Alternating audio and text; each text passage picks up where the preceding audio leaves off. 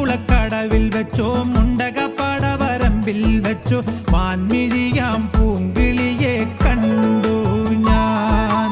അമ്പലക്കുളക്കടവിൽ വെച്ചോ മുണ്ടകപ്പാടവരമ്പിൽ വെച്ചോ മാൻമിഴിയാം പൂങ്കിളിയെ കണ്ടു.